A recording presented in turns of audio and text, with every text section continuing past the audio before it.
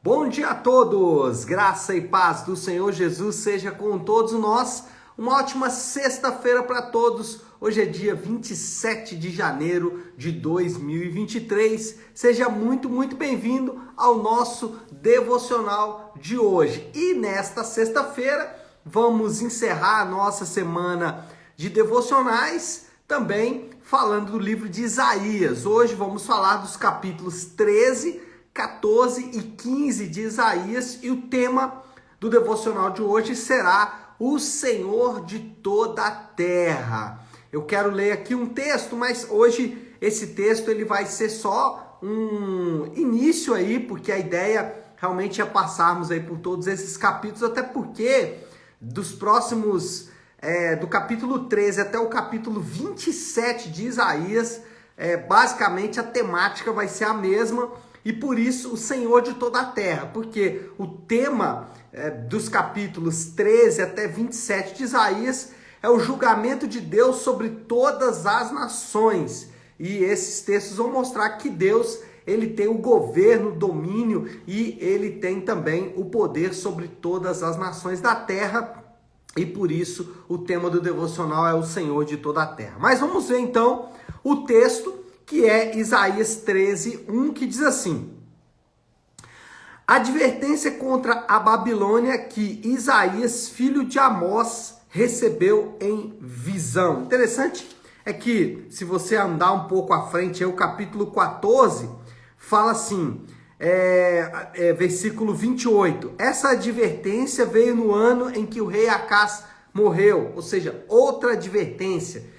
Versículo 1 do capítulo 15, advertência contra Moabe. E aí Deus vai dando advertências aqui contra várias nações, né? Lá na frente, capítulo 22, versículo 1, advertência contra o Vale da Visão. Ou seja, são advertências contra as nações. E a ideia aqui é mostrar que Deus, ele executa o seu juízo, ele trata de julgar as nações, diversas nações, nações que são as nações de Deus, obviamente, elas estão incluídas nesse julgamento, Judá e Israel, mas também nações que fizeram mal à nação do povo de Deus, ou fizeram mal a si mesmos, ou fizeram mal a outros povos, não importa. O ponto é que todas as nações estão debaixo do juízo de Deus, estão debaixo do governo de Deus, estão debaixo do poder e do domínio de Deus. Bom, algumas observações nós devemos fazer em todos esses juízos, em todos os julgamentos de todas essas nações. E aí nós podemos fazer isso de maneira geral. Primeira coisa aqui é perceber o poder destrutivo do pecado. O que nós vamos ver nesses textos, não só nos 3 capítulos que lemos hoje, mas como nos capítulos a seguir, é que Deus não deixa passar nenhum pecado impune. Deus não permite que nenhum pecado fique sem punição. E ele faz isso por quê? Ele faz isso porque Deus sabe exatamente o poder nocivo do pecado. Deus, ele não deixa o pecado impune exatamente porque ele sabe que o pecado traz consequências gravíssimas e que muitas vezes nós somos inconsequentes em nosso trato em relação ao pecado. Por isso Deus não deixa nenhum pecado impune, porque ele sabe o quanto o pecado pode trazer mal para os homens, pode produzir um mal na vida dos homens. É interessante porque em Marcos, no capítulo 2, narra um texto onde um paralítico é descido pelo telhado por seus 4 amigos. Esse texto é bem conhecido, a gente já ouviu pregações, já lemos ele na Bíblia. 4 amigos pegam um paralítico e descem pelo telhado onde Jesus estava. Bom, o interessante é o que Jesus fala para esse paralítico. Tinha várias limitações na vida desse homem. Esse homem enfrentava das dificuldades mais diversas, vivendo em uma sociedade como ele vivia. Porém, o que Jesus diz para ele chama atenção. Jesus diz: os teus pecados estão perdoados. Mas veja bem, estamos diante de um homem que tem outras dificuldades. Nós temos um homem que tem problemas de saúde, problemas sociais, psicológicos, emocionais, familiares, todos os problemas que nós elencamos.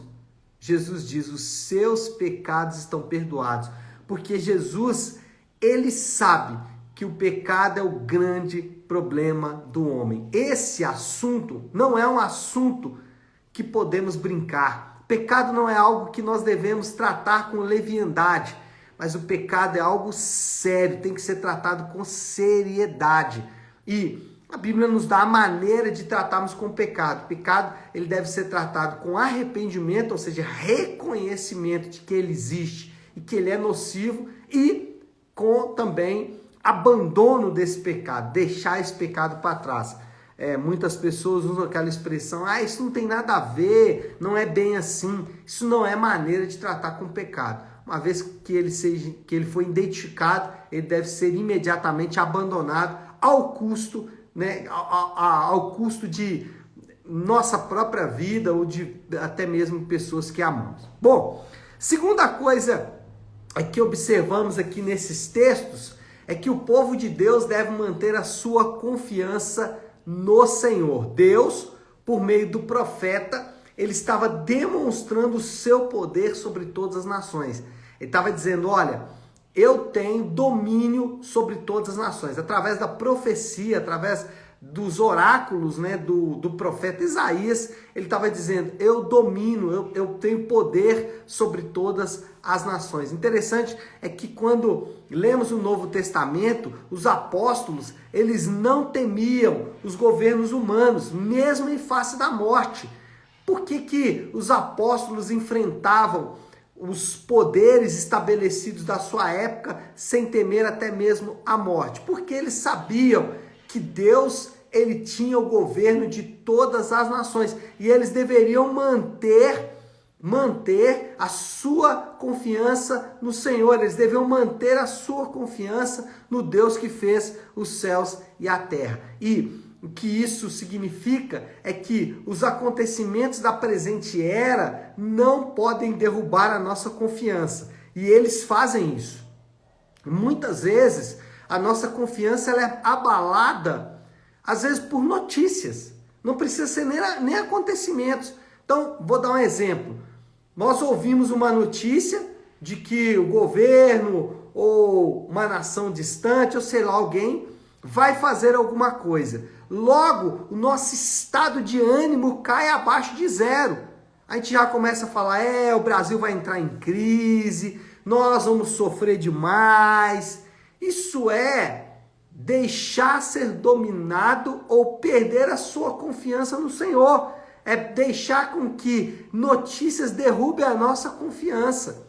Nós temos que nos lembrar que quem está no governo e no domínio de todas as coisas é o nosso Deus, aquele que nos chamou antes da criação de todas as coisas, aquele que nos elegeu nele antes da fundação do mundo. É o que Efésios diz. Então, eu vou falar algo para você: não permita que a sua confiança seja abalada. Não permita que a sua confiança seja abalada por governos.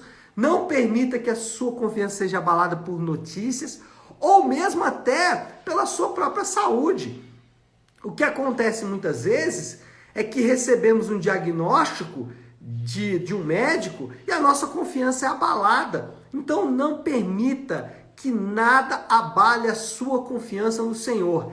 Ele continua tendo domínio de todas as nações. Se tem algo que Isaías nos ensina, é que Deus está com as nações em suas mãos e nós não devemos temer, não devemos permitir que isso derrube a nossa confiança no Senhor, mas devemos continuar confiantes no Deus que está conduzindo toda a história. Isso não significa que sempre vamos ter notícias boas, às vezes vamos ter notícias ruins, mas isso significa que, mesmo em face de notícias ruins, nós continuamos confiando no Senhor que fez os céus e a terra. Terceira observação que fazemos aqui é que somente Deus pode oferecer um reino futuro glorioso. Isaías, ele tem um pano de fundo para os seus julgamentos. Isaías, ele tem um quadro pintado que ele vislumbra antes de proferir os seus oráculos de juízo.